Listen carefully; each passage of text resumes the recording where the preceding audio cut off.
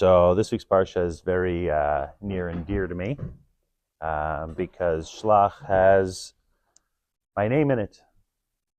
Father of one of the Meraglim, Michael. We can stop the musing there. It will be enough. But maybe there's a couple more things we can learn from Meraglim, etc., and from the rest of Shlach. So everyone brings down this challenge of why the Meraglim. God said to send them. God said maybe it was a permission to send them. So it's kind of a challenging thing when they go and they come back. And is it really a problem? You know, and what they did is what they were asked to do. So the challenge that comes up is around how you understand what happened in the narrative and what happened with the nation as a result of this. The Meraglim are sent and they come back, and we have this interesting story where they start to describe what they've seen in the land. They were sent latura ta'aretz. They go around, they do a tour, tayarim ki'ilu. They look around at stuff, they try out the food. It's a pretty standard trip for most people when they go to check out a new country. And they come back and they start off by just telling the nation about the facts on the ground. They put a little spin on it at the outset, but it's not really so bad. There's big people there. Okay, not so bad. Kalev immediately jumps in and he starts telling them, no, but it's okay, we can win. And it almost seems like there's an implied challenge that happens there for the nation. And I guess in my head, when I hear the story, I can kind of hear a murmur. You imagine a group of people are talking to a crowd, saying what we saw, and you hear the crowd murmur a little bit. There's like it's not a clear message, but there's something that starts to shift amongst the people, and that's why Kalev jumps into action. And I think that this ends up being the reason why we have this word that we describe the Bnei Yisrael with a bunch of times of ha'edah. If you think about what the word edah means, it comes from like a language of edus, it comes from a language of testimony, and it's a way of understanding the world through evidence. Now, I spent a lot of my time doing analytics, evidence-based strategy. You look for guidance, try and find the things that are going to tell you what to do, what's the right thing to do next. It's very much what the Meraglim were doing. But they went maybe a little bit too far. They went into a place where they took the truths, the facts that they were seeing, and they twisted them in a way that was making them a little bit afraid. So much so they said, we're going to give up and we're going to return back to the land. And so people ask, what was it that the struggle, what was it I mean, we go back to the Meraglim themselves. These were Nesiim. They were the leaders of the nation. What was the struggle that they were dealing with that, in a way, even subconsciously contributed to this murmur that was going on in the crowd? And there's a lot of different ways that people describe it. There's the factual ways where, we're going to get killed, we're going to die, we won't be able to actually take over this land. It says that's what it's written in the Parsha. But there's another view that's brought down by the Netziv and by the Lubavitcher Rebbe, that it wasn't so much a challenge of fear of failure. The evidence that they saw was a fear of success. That they're going to walk into this land and they see that there are all these cities. These ones live in the north, these ones live in the south, these people live this way, they do agriculture. This is what's going on in the land. We live in an environment where we ask God for slav and magically it appears. Everything in our world right here is taken care of for us.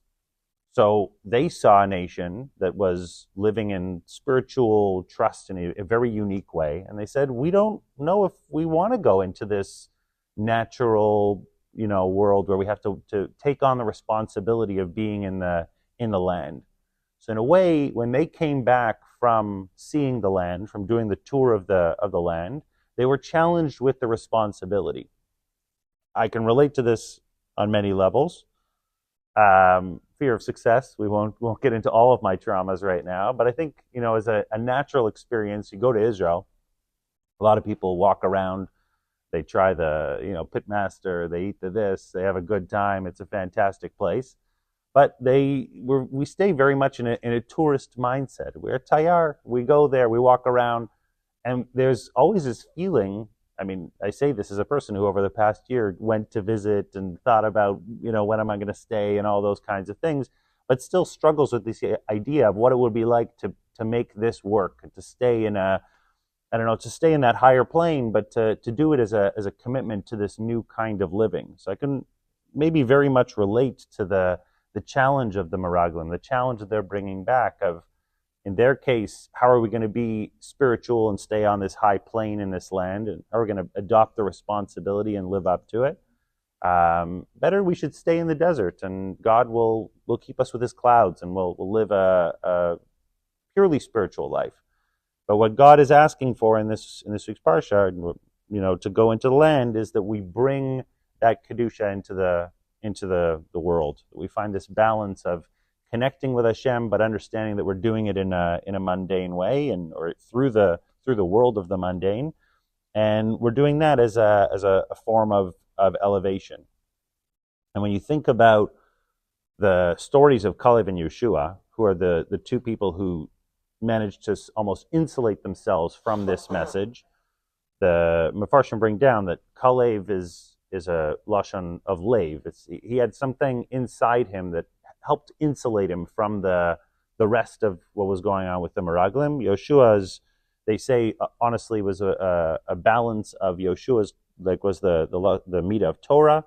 So he was the mind, and Kalev was the leiv, and between the two of them, they had enough almost to kind of mount not an attack, but a defense against this message of the Meraglim. So you have this little side here. It wasn't enough to get the people going. Eventually, they get told they're going to get stuck for 40 years in the desert. I mean, it's a kind of a very challenging situation. Some of them rebel against that too, and they say, "No, we're going in." That doesn't work for them either. But then the Parsha continues, and it gives us a few other very interesting tidbits. So right after we find out that the Jews are going to be locked in the classic wandering Jew in the desert for the next 40 years, we find out that God tells them these are going to be certain laws that you do in the land. You have something to look forward to for 40 years now. Soon you'll do, the mincha, you'll do nisuch hayayin, and you'll do other different kinds of things that can only happen in the land. You'll do havrashas challah in a certain way for kohanim, different kinds of things that you'll only be able to do in the land. And there's sort of in a way, maybe God is giving them a little taste of something to look forward to for the next generation. For me, it's a little bit challenging to think about keeping that top of mind for 40 years. But it's something to kind of take on as an idea of something to look forward to. And then we have the final part of the Parsha is the mitzvah of tzitzit.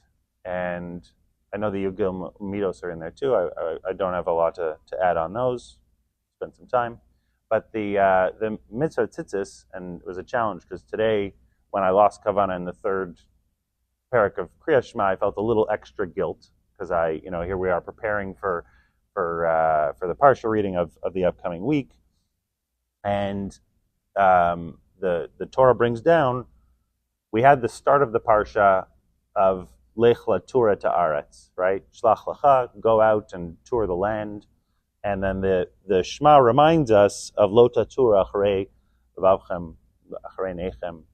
It's the direct correlation of the end of Shema, this mitzvah tzitzis, is to help us overcome the challenge of the latur of the meraglim. And I think, in a way, what it's giving us is a guidance. To wear these strings is not necessarily going to change my life. There's different mafarshim. If you have the tchelas, it's connected different simanim for the sea and for the sky, and different ways of understanding each count of the ties. And there's a lot to learn about what tzitzis is. I mean, but at a face value, it's something itchy that it sticks me in my poison when I'm navigating the world. But in a way, it's also is that reminder to find a kind of balance between the evidence-based side of things, to say that I can look around and I see exactly what is in front of me, and the natural fear that we have, whether it's fear of success or fear of failure, that it just as a human kind of we naturally it always rears its head. Um, it gives us this guidance to lo tatura achare. Don't spend all the time in that only evidence. Oh, look what this is telling me. Look what that. You have to have a little bit of some of that blind faith that things are going to work out. I'll keep these things top of mind for the next little while. Hopefully, it does not take 40 years, but it's something that you have to look forward to. And maybe in coming weeks, we'll talk a little bit more about what it is to hit 40 years. So with that in mind, Shlach.